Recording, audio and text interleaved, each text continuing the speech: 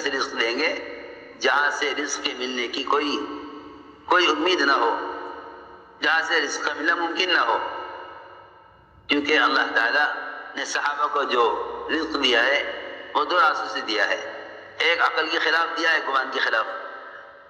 عقل کے خلاف دینا تو ہلاکت کے نقشوں سے کامیابی لانا ہے۔ چوہے کا صحابی کو اشرفیاں لا کر دینا یہ عقل کے بالکل خلاف ہے۔ عقل کا تقاضا یہ ہے کہ چوہے وہ نوٹ قدر دیتے ہیں، تجوریوں میں لوگ پیسے رکھتے ہیں تاکہ چوہا نہ پہنچ سکے، وہاں چوہا خود اشرفیاں لا کر دے رہا۔ یہ نہیں صحابی نماز پڑھ رہے ہوں اور نماز کے درمیان چوہا اشرفی لاوے کہ آپ اللہ کی رضا کا کام کر رہے ہیں، لیجیے ہم آپ کو مال لا کر دیتے ہیں۔ وہاں تو مال اتنا بے حیثیت اور دنیا اتنی کمینی ہے کہ پیشاب کرتے ہوئے ہم تمہیں دنیا دے دیں گے۔ یہاں نمازوں کا حال یہ ہے، ایک حاجت کو ذہن میں رکھ کر نماز پڑھے گا، پوری نماز میں اللہ کا دھیان نہ آئے گا۔ وہاں سونے کی کھری اشرفیاں اللہ کے خزانے سے چوہا پیشاب کرتے ہوئے صحابی کو لا کر دے رہا۔ یہ تو مال کا ملنا خلاف عقل ہے۔ ایک مال کا ملنا خلاف گمان ہے کہ سبب تو ہے مگر اس سبب میں اللہ نے اتنا دے دیا، کہ ایک سبب سے اتنا ملنا ظاہر کے خلاف ہے۔ اصل میں بات یہ ہے کہ لوگوں نے اللہ تعالیٰ کی قدرت کو اسباب میں مقید کیا ہوا ہے۔ اللہ کی قدرت کو اسباب میں مقید کیا ہوا ہے۔ وہ زمین سے غلے کے اگنے کو اللہ کی قدرت کہتے ہیں۔ میری بات بہت توجہ سننی پڑے گی۔ زمین سے غلے کے اگنے کو اللہ کی قدرت کہتے ہیں، حالانکہ یہ تو قدرت اگانے کے اعتبار سے استعمال ہوئی ہے، یہ اللہ کا خزانہ نہیں ہے۔ خزانے سے ملنے کے لیے زمین ذریعہ نہیں ہے،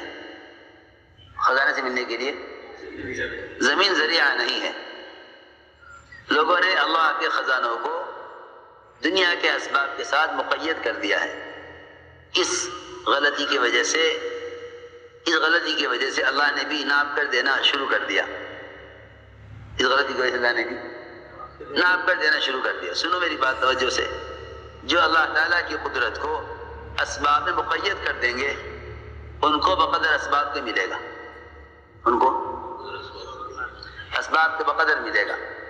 جو اللہ کی قدرت کو اسباب میں مقید کر دیں گے۔ بہت توجہ سننا بات، اس وقت ساری دنیا کے مسلمان اللہ کی قدرت کو اسباب میں مقید کیے ہوئے ہیں، یہ بھینس اتنا دودھ دے گی، یہ زمین اتنا غلہ دے گی، یہ دکان اتنا نفع دے گی۔ اگر آپ کی دکان مارکیٹ میں ہوتی تو اس جگہ ہوتی نفع زیادہ ہوتا، دکان آپ کے وہاں ہے نفع کم ہوگا۔ یہ ہے اللہ کی قدرت کو اسباب میں مقید کر کے اس سبب کی حیثیت سے امید کرنا، جتنے بھی اسباب والے ہیں یہ سارے کے سارے ان اسباب کی حیثیت سے اعتبار سے امید کرتے ہیں۔ میں نے عرض کیا نا کہ اندازہ ہے یہ بھینس جتنا دودھ دے گی، نہیں، یوں کہو دودھ اللہ کے خزانے سے آتا ہے، بھینس تو قدرت کا مظہر ہے، قدرت نہیں ہے، اور یہ اللہ کا خزانہ نہیں ہے، بہت بڑا ٹینک ہوتا ہے، اس ٹینک میں ایک چھوٹی سی ٹوٹی لگی ہوئی ہوتی ہے۔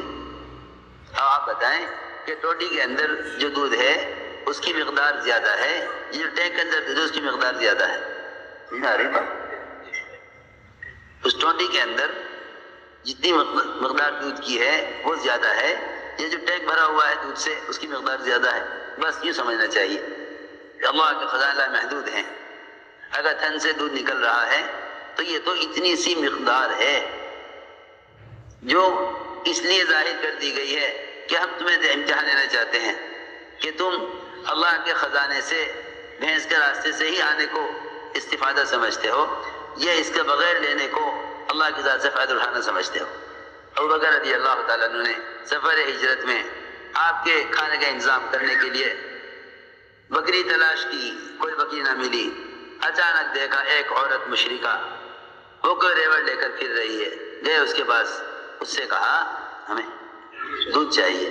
اس نے کہا میرے پورے ریوڑ میں ایک بکری بھی دودھ دینے کے قابل نہیں، ساری بکریاں بچیاں ہیں، کوئی گیابن ابھی تک نہیں ہوئی، کسی بچی نے آج تک بچہ نہیں دیا، کسی بکری نے آج تک، کوئی بکری میرے پورے ریوڑ میں دودھ دینے والی نہیں ہے۔ فرمایا اری بے وقوف، تیری عقل کہاں گئی؟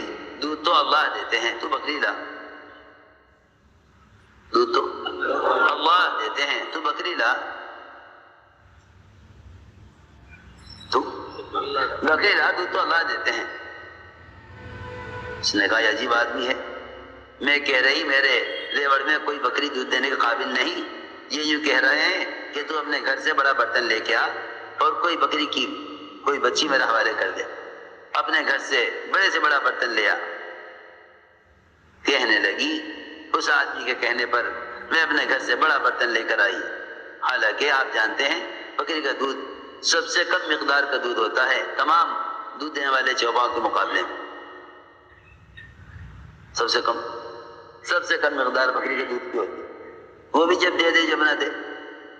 وہ لے کے آئی برتن، ابوبکر رضی اللہ تعالیٰ عنہ نے ایک بکری کی بچی کو پکڑا، اس کے تھن بھی اتنے چھوٹے کہ ہاتھ میں نہ آ سکے، تھن تو پورے ہاتھ میں آ جاتا ہے، اتنے چھوٹے تھن کہ وہ ہاتھ میں نہ پکڑے جا سکے، اس سے دودھ نکالا، سارا پیالہ دودھ سے بھر گیا، اپنی ضرورت کے لے کر باقی اس مشرکہ عورت کو دے دیا کہ جاؤ لے جاؤ استعمال کرو۔ اس عورت نے ایسا پہچانا ابوبکر رضی اللہ عنہ کو، ایک مدت کے بعد جب اس راستے سے ابوبکر گزرے دور سے دیکھ کر پہچان لیا، یعنی کہ او برکت والے، او برکت والے۔ اغیار بھی مسلمانوں کے ساتھ اللہ تعالیٰ کی غیبی نصرتوں کو دیکھ کر سمجھا کرتے تھے کہ مسلمان برکت والے ہیں، مسلمان برکت والے ہیں۔ میں نے ایک بات عرض کی ہے کہ اللہ کا ایک وعدہ تقوی پر یہ ہے، من یتق اللہ یجعل لہ مخرجا ویرزقہ من حیث لا یحتسب، ہم ایسی جگہ سے رزق دیں گے جہاں خیال گمان جائے گا نہیں۔ یہ آیت اس وقت نازل ہوئی جب عوف بن مالک نے آ کر عرض کیا کہ یا رسول اللہ، میرا بیٹا عوف وہ مشرکین کی قید میں ہے اور تاج سے بندھا ہوا ہے، اور میں اس کی رہائی سے مایوس ہو چکا ہوں، ایک مدت گزر گئی اسے قید میں، اب ہم اس کی رہائی سے مایوس ہیں۔ فرمایا نہیں، مایوس نہ ہو، اس سے کہو کہ وہ لا حول ولا قوت الا باللہ پڑھا کرے، اس سے کہو کہ وہ لا حول پڑھا کرے۔ اس زمانے میں تو مسلمان دعائیں جانتے ہیں، ان دعاؤں سے متعلق واقعات نہیں جانتے، یہ بھی ایک دعاؤں پر سے یقین ہٹ جانے کی وجہ ہے۔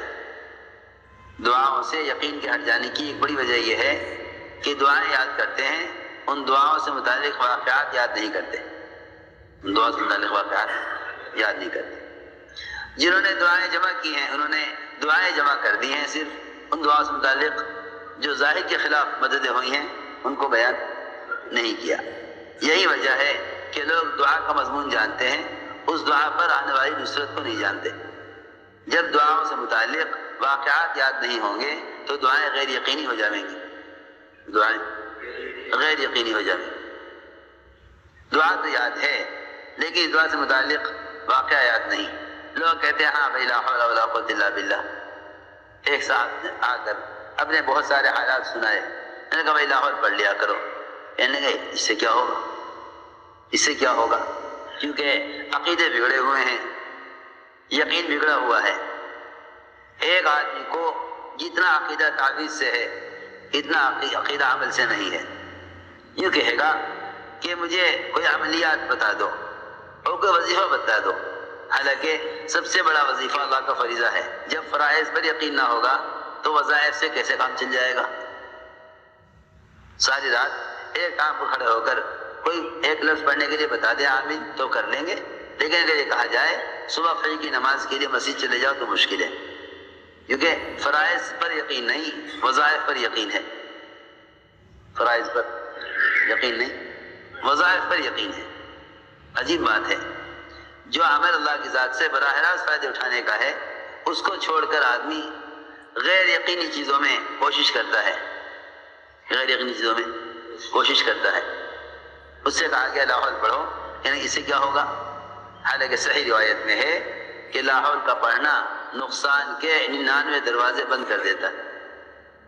لا حول کا پڑھنا نقصان کے لا حول کا پڑھنا نقصان کے 99 دروازے بند کر دیتا ہے، جس کا سب سے چھوٹا دروازہ، ادنا دروازہ رنج اور غم ہے. لو جی، جب رنج اور غم ہی ختم ہو جائے تو پھر کیا بات رہے گی؟ پریشانی. ادنا دروازہ رنج اور غم، ادنا دروازہ رنج اور غم ہے کہ جب رنج اور غم ہی نہیں رہا تب کیا پریشانی باقی رہ گئی؟ آپ فرمائے جاؤ اور اس سے کہو کہ لا حول پڑھا کرے. انہوں نے لا حول پڑھی تو تان سے بندھے ہوئے تھے، وہ سارا تان ٹکڑے ٹکڑے ہو کر گر گیا. اور بن مالک رضی اللہ تعالیٰ عنہ وہاں سے اٹھے، باہر نکلے، دیکھا تو مشرکین سوئے ہوئے تھے، وہاں اونٹنی کھڑی ہوئی تھی، اس پر بیٹھے. وہاں سے باہر نکلے تو سارا میدان مشرکین کا اونٹوں سے بھرا ہوا تھا. اونٹوں کو ایک اشارہ کیا، وہ سارے اونٹ ان کے پیچھے ہو گئے، سارے اونٹوں کو لے کے گھر پہنچے. دروازہ کھٹکھٹایا، آواز دی. ماں نے کہا بیٹے کی آواز معلوم ہوتی ہے. باپ نے کہا ارے جا، اور کہاں آئے گا. دروازہ کھولا تو سارا گھر، دالان، سارا صحن، سارا میدان اونٹوں سے بھرا ہوا. خود جگہ کی اونٹی پر سوار. اللہ تعالیٰ نے اس طرح مدد فرمائی. میں عرض کر رہا تھا ایک وعدہ یہ ہے، من یتق اللہ یجعل لہ مخرجا ویرزقہ من حیث لا یحتسب ویرزقہ من حیث لا یحتسب. اور ہم ایسی جگہ سے رزق دیں گے جہاں سے رزق کے ملنے کی کوئی امید نہ ہو، جہاں سے رزق کا ملنا ممکن نہ ہو. ویرزقہ من حیث لا یحتسب، اور ہم ایسی جگہ سے رزق دیں گے جہاں سے رزق کے ملنے کی کوئی امید نہ ہو، جہاں سے رزق کا ملنا ممکن نہ ہو.